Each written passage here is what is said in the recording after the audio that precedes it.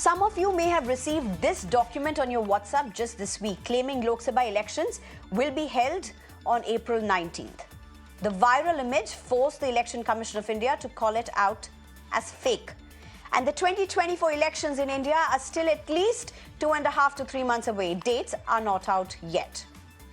Fake news, disinformation, misinformation has several forms and usually far more intensive and unfortunately immersive during the election season, fueled by great technological advances, which by itself are not negative, in fact are great avenues if used well. Social media seems to be the biggest mode to transfer, communicate all of these various forms of fake news.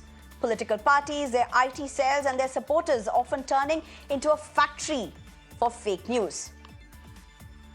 Just the last Telangana elections, a 7-second fake video of BRS's KT Rama Rao was widely circulated on the voting day, asking people to vote for Congress. The assembly elections last year witnessed AI-generated cloned voice messages attempting to mislead voters. But the expanse has also changed so much. You have deepfakes. In Delhi, BJP's Manoj Tiwari used deepfake videos to reach out to voters. The DMK Youth Wing conference in Salem on January 21st had a surprise speaker, M. Karunanidhi. Well, it was an AI-generated video of Kalaingar telling the gathering how the BJP government at the centre is trampling upon state rights, and a day later praised M.K. Stalin for good governance. Now, this isn't misinformation or disinformation, but it is use of AI or deepfakes, which is only likely to escalate in elections. How does one draw the boundaries? There are opportunities and there are threats and there are collaborations. The latest is Google to announce support for Shakti, India election and fact-checking collaborative collective to counter misinformation and deepfakes. They claim the focus will be on connecting independent fact-checkers, regional publishers, training resources in fact-checking, among others. In February earlier, Meta announced a dedicated fact-checking helpline on WhatsApp for users in India, launched in partnership with the country's Misinformation Combat Alliance. The helpline will specifically work to assess media that has been generated by artificial intelligence, otherwise known as deepfakes. People will be able to flag deepfakes to a WhatsApp chatbot available in English and 3 Indian languages, Hindi, Tamil and Telugu. At a time when India is headed towards general elections, a survey by the World Economic Forum, remember, found that India ranks first in facing the highest risk of misinformation and disinformation in the world. Beyond elections, perceptions of reality are likely also to become more polarized, infiltrating the public discourse on issues ranging from public health to social justice. As truth is undermined, the risk of domestic propaganda and censorship will also rise in turn. That's what the report said. In response to misinformation and disinformation, governments could be increasingly empowered to control information based on what they determine to be true. So there's the two sides of it. How do you control? Then do you control more of information to filter out disinformation? But then how can state be allowed to do something like that?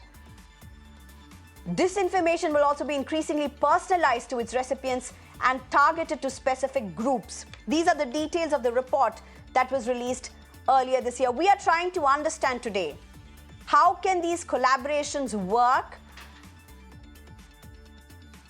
to be able to filter out fake news, disinformation, misinformation fueled by tech, as well as try to understand what are the threats really to India's massive democratic process, the elections. I'm right now being joined by Sanjay Jha, who's an author, Virag Gupta, who's a cyber law expert, Prashanto Roy, who's a public policy and technology analyst, as well as Jency Jacob, who's a managing editor for Boom. Thank you very much, all 4 of you, for joining us. Jency Jacob, let me just come across to you first. Could you try and help us understand what would, not any one particular collaboration in particular mean, but when we are looking at these range of collaborations that are coming together, ahead of the big elections in India. What is at the heart of it? Are these practically workable collaborations? It's the right question you have asked right at the beginning of the show. You know, the one big problem that always has we have seen during ahead of any big event, in this case at least during the elections, is the fact that there's so much of disaggregation in terms of the kind of work that fact checkers do, and we are extremely small in number and in size as well. And whatever stories we debunk, all the claims that we call out, now it is also deepfake as a part of it. It has very limited distribution. So in many ways, these collaborations will help because there is a wide range of mainstream media organizations, both television and print, and as well as digital, who do not have in-house fact-checking news reporters with them, nor the desks to understand how fact-checking has to be done. While through these collaborations, what we're trying to do is to bring the larger community together, to offer them our stories as part of Creative Commons and say that, listen, we have already debunked these stories. If you want to pick it up, translate it into the languages in which you publish, and you can use these stories so that their audiences also get the benefit of all the claims that are getting fact checked. So that's, in short, that is what we are trying to do to increase the distribution of fact checks so that as soon as these claims go viral in different languages and different regional languages around the country, there are publishers across the country who are also picking up these stories, and they are all welcome to be part of this consortium. Right. Prashanto, if I can come to you. Prashanto, misinformation, disinformation, all of this was already there. It was there during elections. It used to be the propaganda has always been part of elections across political lines. But when you look at the way tech has advanced, the challenges that seem to come forward with this are at altogether a different level, particularly if you're looking at consumers as ordinary voters. Very less that can actually be filtered out by them from what they are looking on their on their social media. I mean, there was a time when we would laugh at a generation, call them uncles or grandfathers or grandmothers, and say that, they can't distinguish. But now, even if you're talking about a young person, it's very difficult to distinguish certain tech-based generative disinformation, misinformation, propaganda videos. No, absolutely. I think, the starting problem is this enormous in the population that we have, about 1 billion mobile users or more, 800 million smartphone users. A lot of them simply consume video. So there's different levels of literacy. If you look at the lower literacy, bottom of the pyramid, and the mid-range, they consume video without really analyzing or trying to vet the veracity and, of that video. So in the past, even before AI, video was so easy to repurpose. You could just pick out a video which could have been violence in Nigeria and say that this is, minority community beating up majority community here or whatever. And if it kind of resonates with the ideology of the people who receive it, they will send it out and they'll propagate it. Now, the problem is fact checking is essential, but the virality of fake news is multiple orders of magnitude higher than the virality of fact checking. And I'm hoping that this amplification with Google, with Shakti and the collective of fact checkers, etc., this will help bridge that gap somewhat to an extent, but it's still not easy because once again fake news will spread much faster and much ahead of anything that you can do to fact check it. That is unfortunately a reality, especially as we head into the elections. Right. Sanjay Jha, do you see, I mean, there's no political party that can be whitewashed or can sit on a higher pedestal, but do you see the use of AI or deepfakes escalate in 2024 elections? Do you see that as a major mode of reaching out to voters? Sneha, I have to regretfully say that India remains highly susceptible to fake news. If you want to see a perfect example of that, go back to when the women wrestlers were protesting on the streets of Delhi. And you found that there was a deep fake video which showed that they were actually looking very happy and thrilled with life when they had been arrested and put into a van, when the truth was exactly the opposite. So I can tell you that go back to the US presidential elections between Hillary Clinton and Donald Trump. And everybody knows about the Russian interference that led to a lot of people. And that was, by the way, pre-AI disinformation campaign that led to many people believing, and actually even today, many Republicans actually believe that Hillary Clinton ran a child sex prostitution racket. So, end of day, you are living in a world where people are fed information repeatedly. It is very cleverly distorted. And when you are living in echo chambers, you tend to not just buy into it, you proliferate that. And I can tell you the risk that we have is, and especially for India, is that it's not just about, trying to damage a particular political party or a candidate. It actually can become a societal problem because it can result in communal polarization. It can result in violence. And end of day, I think we can all pay a massive price, as a consequence of a political contest. And I do believe that at the moment, the kind of culture we have, or what we call as a WhatsApp university in our political vocabulary, is not a joke. Because we all know it. I don't want to make this comment political because this particular conversation about one party or the other. But the truth is that while Absolutely. all parties are guilty, definitely, of having indulged in speculative content, there is no denying that there are some parties who have mastered the art of really spreading disinformation, and I would say misinformation, as part of political strategy. And this, by the way, need not necessarily be Okay. about just a campaign. It can be about data. It can be about XYZ. But definitely, I've seen that for a fact, that a certain leader of a political party has been a real victim of a sustained campaign which has basically tried to vilify the person or objectify the person as being somebody who's not smart Okay. enough to be in Indian politics. And the consequences are pretty, I All would say, right. deleterious for India, because in a democracy you need to have a freedom of expression, and most importantly, the buyer or the consumer of that information must get impartial content. That unfortunately is not happening. So I deeply welcome, Sneha, this initiative by Google and the others. But I do hope at the end of the day that the mainstream media, responsible channels like yours, are actually people who kind of flag, or rather red flag, these issues. Because I think, as I think Jenny mentioned earlier, that end of day, unless there is a massive Agency. distribution of what is truth, or the wheat from the chaff, yet the large masses of India may not know the truth. We are very privileged that we might access it on a Twitter, but large sections of India will never know the truth. So the Okay. job is not yet Sanjay, finished. Sanjay, let me just get in Virag Gupta as well with his introductory remarks. Virag, you've heard Sanjay as well speak, but very quickly and without getting into very technical things, because the problem with legal aspects and economic aspects is it's very, it can be very distant to common person. Without getting into technicalities, can you just tell us, are these deep fakes or tech generated misinformation, disinformation, are they legally challengeable in India? For the sake of our viewers.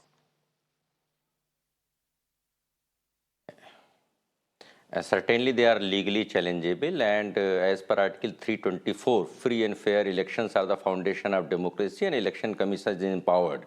In 2013 October, on the basis of our representation, Election Commission issued the social media guidelines by which all the candidates have to submit the affidavit and give their details.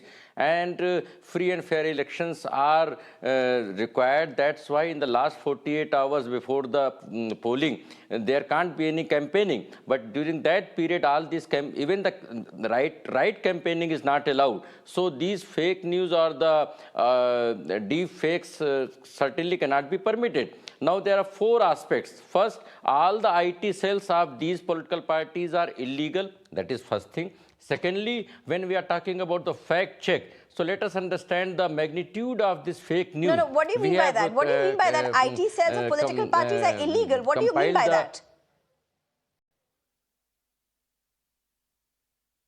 Because what happened, there is no such details of these IT cells with the election commission. Secondly, whatsoever their expenses are there, it is not on record. So everything is everything is undercover behind the scene, and all those things which are being done are against the guidelines issued by the election commission, because for each and every expense it has to be accounted.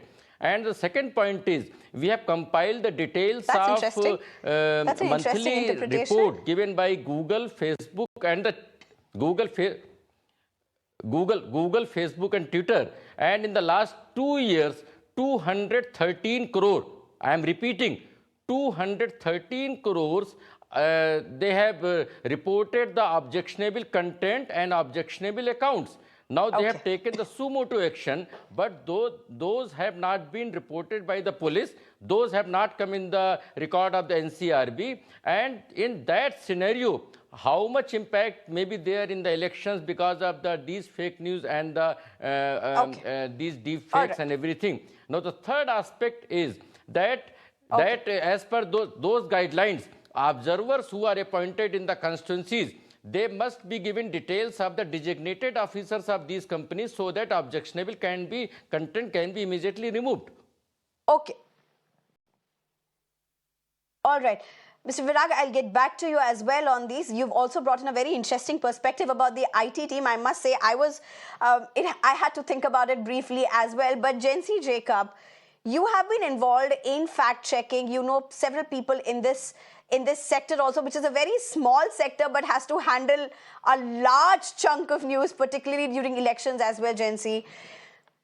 How are you looking at strategizing? What is the strategy for the elections for all of you? How are you looking at this? Because the volume at what we are looking is perhaps going to be several times. With your small teams, how much of this can you take on practically? If you're looking at fact-checking, fake news, misinformation, disinformation, has tech helped you do that better as well? I mean, can you counter the volume? Well, Sneha, I don't think any of the fact checkers, not just in India, but anywhere in the world, can deal with the kind of volumes that come, especially in a country like India, where we have so many languages, not just one common language. Though a lot of the misinformation, disinformation we see in English and Hindi are the languages where a lot of the fact checkers are also working. But talking about our strategy, as far as we have now seen at least one large general election cycle, as well as multiple state election cycles. So we know by now what are the kind of claims that go viral, what kind of videos go viral, what kind of images go viral. That is bread and butter for fact checkers. So we can do that anytime, without too much expertise that is required. Right now, where most fact-checking newsrooms, and especially Boom, is also concentrating on, is to identify cloned audio as well as looking at deepfake videos.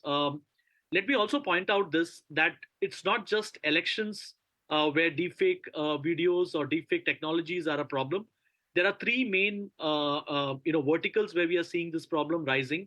Majority, now more than 90% of the deepfake videos that we are seeing are related to deepfake porn, where images and videos of actors, well-known actors or celebrities, especially women, they are being used to create videos without their consent. This is one of the major area where we are seeing the deepfake technology being used. Then we have fraud cases where get rich soon schemes, or they'll send you a message, call you onto Telegram, then put out videos where well-known CEOs and industrialists are used, where they are talking about various schemes. The third one are the misinfo, disinfo aspects, where it is related to either communal or elections or related to some politicians. So these are the three verticals where we are concentrating on. Right now, it is concentrating on the technology being used where women, without their consent, their images and their videos are being used. But as far as elections are concerned, we have already seen in Madhya Pradesh state elections where cloned audio is a major problem. In fact, it's a bigger problem than videos, because in videos there are very telltale signs that you can check out, like the one that we saw of Imran Khan and also various other politicians that were used. you could make out, that there is some problem with that video. But as far as cloned audio is concerned, even a trained ear will find it difficult to figure what is the problem with that, unless there's something really off about that person saying, which you may not actually hear that person saying usually, and suddenly he's talking about some really random stuff. The cloned audio is a major problem as well. Right. Prashanto, for people who may be watching you at this point and who are going to be voting in elections to come, I don't even know whether this is a practical thing to ask, but just out of curiosity, what should they be watching out for? How should they even discern whether what they are watching on their phone is correct? I mean, it's, I think, important to explain to everyone that it has to be seen in a larger context and seen across multiple sources and not just one thing that's coming up on your, whatever the source may be at that point. Absolutely. So, I think one key problem, like I said, is you have this literacy gradient. You look at a pyramid, and it's really, we are talking about the top few layers of the pyramid where we can try and analyze what to look out for. Now, I think Jinsi mentioned a couple of areas, but there's a third major area, which is financial scams.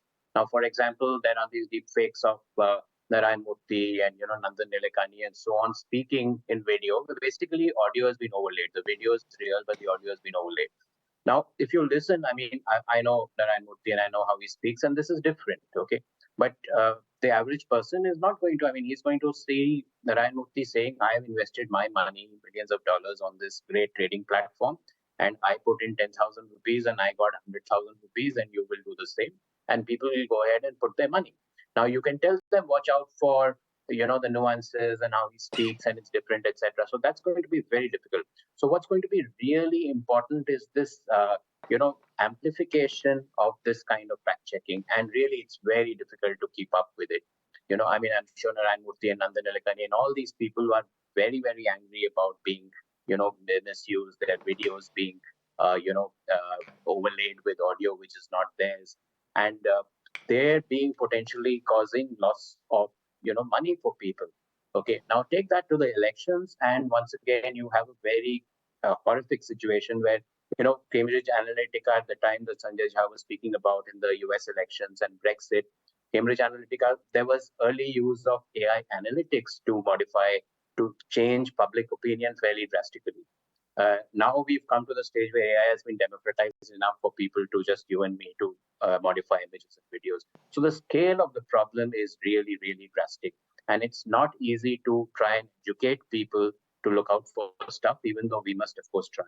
What is really needed is the amplification of these fact-checking efforts dramatically, and I'm glad it's Google, and I hope Facebook will do it, and I hope mainstream media, like Sanjay Jha said, should actually take this up, this amplification.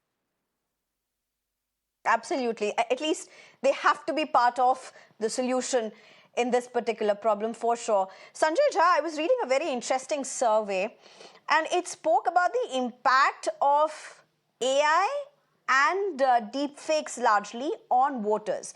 And it's very interesting what I read about it, and this is by the London School of Economics for that matter. It spoke about how whether you're a decided voter who've decided, or you have a particular, or you're an undecided voter, the result of this on you is going to be very different.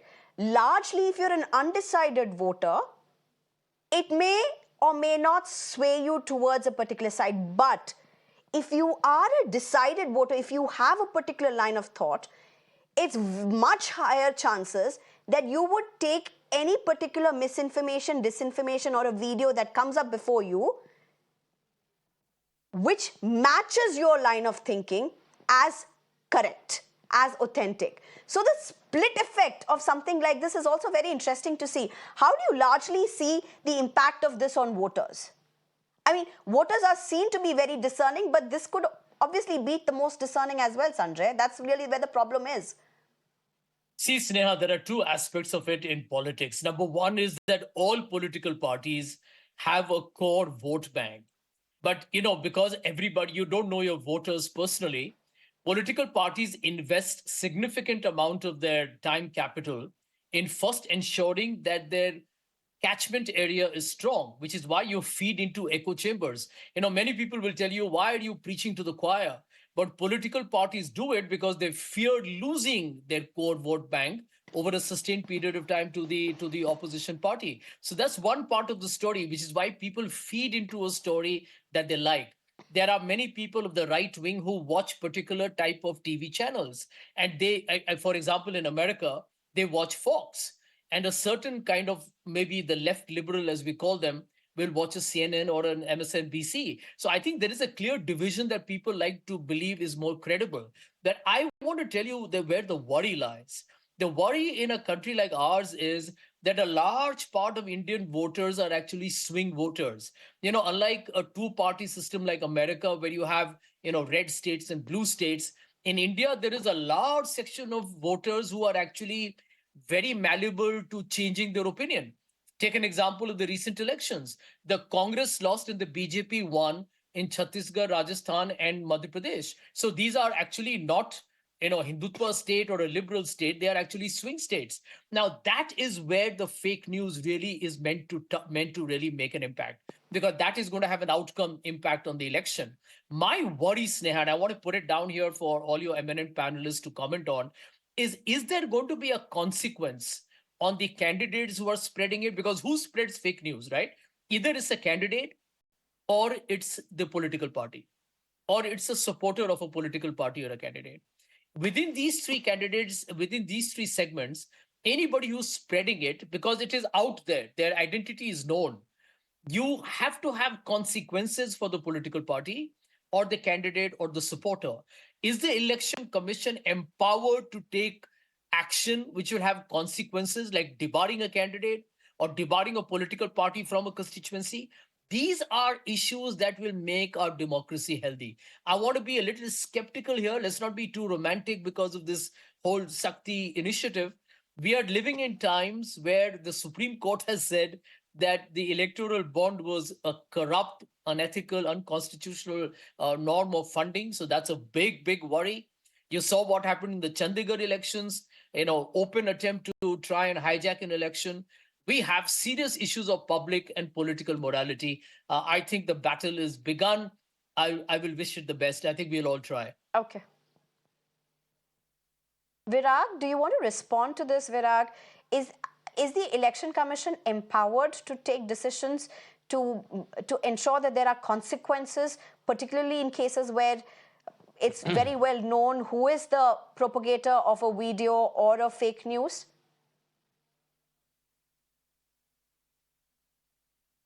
Election Commission has all the powers, and this was reflected in the notification of 2013, wherein this internet and digital media was equated with the electronic media. Now there are two aspects. Your original question was about the IT cells.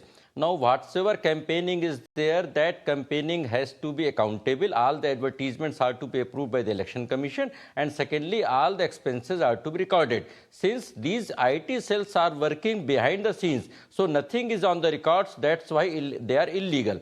Now, secondly, all the misinformation, disinformation, fake videos, everything, these all are crimes as per the IT Act, IPC and Representation of People Act. Now, simply fact-checking is not enough. There has to be some complaint is to be recorded as per the directions of the Election Commission.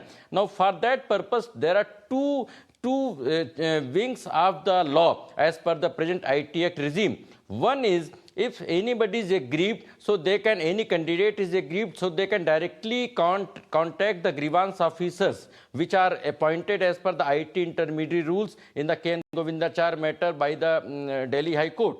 Now, those grievance officer details most of the people don't know, and they are not actually effective also. Now, secondly, whenever any government agency or election commission is aggrieved by any fake news or fake video through the social media, then they are supposed to contact the designated officers who are appointed as per 2009 rules. Now, these all companies are making the full page advertisements. They are claiming that we are running the fact check unit also. Okay. So why don't they disclose the details of in their advertisement about all the grievance officer and designated officers, so that because whatsoever fact check units are there, that will be basically capital or lutiens zone only. Now in India 6 lakhs villages are there. So how that grievance can be addressed by the centralized fact check unit? So people, all the candidates need to know to whom to contact whenever there is a fake news or a doctored video is there, so that they can directly contact the grievance officer or designated officer for removal of such fake news. All right. Okay, Jency, if I can come to you. Now, with all that we have heard, particularly with the IT cell as well, and with the powers of the Election Commission, again, what seems to be now changing is also the role and the challenges before the Election Commission. But do you see them rise up to what lies before them? Is it something that we're going to see in 2024 in India? Or is it a far cry? I also have to ask you this question. I don't intend to put you on a spot. But do we have trends of which are the parties or which form of content is most propelled by parties? Do we have anything to try and understand the numbers across political parties or the percentage or anything that could give us a trend about these deep fakes, AI, misinformation during elections? Well, Sneha, there are two parts of your question. One is about the role of Election Commission and whether they can do something or not. In fact, this is a question that election commissions around the world, holding elections in various countries, have been grappling with. In fact, in Brazil, we saw that they teamed up with fact checkers to push out media literacy and also to look at some claims that were being made in a very strongly fought election that we witnessed last year. To begin with, I would say that at least the Election Commission should be, forcing a conversation among all political parties to pledge that they will not use deepfake technology to target their political opponents. This is the bare minimum that they could have done. I'm surprised that the Election Commission has still not started a conversation around this.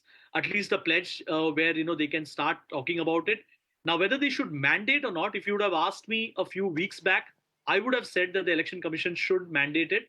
But we recently saw what happened in Pakistan, where Imran Khan's cloned audio came out, and that set me thinking that there could be cases and there could be case studies where even democratically elected governments probably stamp down the opposition and do not allow the political leaders to speak out openly. What happens in those cases? Are there positive use cases where such technology can be used so that the message that the leader wants to give is given out? In those kind of cases, now these are edge cases, I agree, but there are positive use cases where probably political parties should be allowed to use. But this is a matter of a conversation that the Election Commission should be taking a moral leadership in and should be leading this discussion. I'm surprised that they have still not started, or maybe if they have, we don't know yet. The second question, the second part of your question relates to which political party does it, or what kind of messages or what kind of claims during elections go viral. I can't say for certain that there is only one political party who does it. In fact, the yearly data that Boom comes out with and the monthly data, we publish a monthly as well as yearly data. If you look at it, you'll see that there are very clear trends. And the trends are that political leaders who are leading these political parties, they are the prime targets. So you'll see Narendra Modi, Rahul Gandhi, Arvind Kejriwal, Mamata Banerjee. These are the leaders who will be targeted right at the forefront. But even within those cases, we see that there is positive fake news and then there is negative fake news. So positive is where fake news is being circulated so that it impacts the image of the leader positively, while there are some political leaders who only get the negative side of it. Then there is communal messages that are spread. And in that, we have seen that the Muslim community bears the brunt for it. And then there are various other issues related to elections, which are very hyper-local, which are, where you'll see a lot of this kind of messaging that is put out. So sorry, Sneha, I didn't take any particular political party's name, though I would say that I was expecting that, sure. That everyone is, as they say, hamam mein sab nange hai. all political parties in some form or the other are resorting to this. Yes, relating to a particular state where who is probably in the ruling party and who is fighting to get to the ruling party stage, you will find there are variations related to this, but otherwise everyone is guilty of this in some form or the other. Right. I'm being told to wrap, but Prashanto, the last question to you, Prashanto. This entire thing about tech, and it's important to drive this point also because there may be people across the age group who are watching us. Tech gives a huge amount of opportunities, but threats as well, and it's important to understand. This tech that we are talking about as a danger for deepfakes and misinformation, disinformation, yes, but it's also has a potential of increasing the democratic process, intensifying the democratic process. Isn't it largely the nature of politics in India and abroad, across the world, that's reflected in how this is amplifying the negative? That's a great question. I think partly it is. But I think there's one more thing. The tech here, I mean, this is a hugely uneven playing field for two big reasons. One, the tech itself. There's one party which has managed to really master the tech. And for that, I don't blame them. I blame the opposition and many others who have not been able to do it. Over the last 10 years, I think the BJP has really mastered technology, social media, encrypted communications, all of that. That's one. But I think there's a second big issue. A lot of this underlying this is data. How do you do targeting? Cambridge Analytica was successful because they were able to draw data from Facebook. How do you draw data from government schemes, from DBT, direct benefit transfer? How do you profile people so that you give targeted messaging? Who has access to that data? Clearly, I mean, there is a huge power gradient, huge uneven playing field there in terms of shared access to the data, which lets you target using technologies. And you can argue that the technologies are democratized and everyone has access to them. But no, not if the data is controlled and channeled and accessible to really one large political party. And I think that's what makes this really dangerous, that the tech, yes, sure, it can be used for board, etc. But with this uneven playing field of the data supply source and the power gradient, which has been built up very effectively and I think very laudably so, I think there is a huge asymmetry here in the field. Right. Thank you very much, all four of you. Sanjay Jha, Virag Gupta, Prashanto Roy, as well as Jency Jacob. Thank you so much for joining us with these very, very important perspectives. We really hope we leave our viewers, who are tomorrow's voters, more equipped to understand these extremely divisive and challenging issues. Thank you very much for joining us.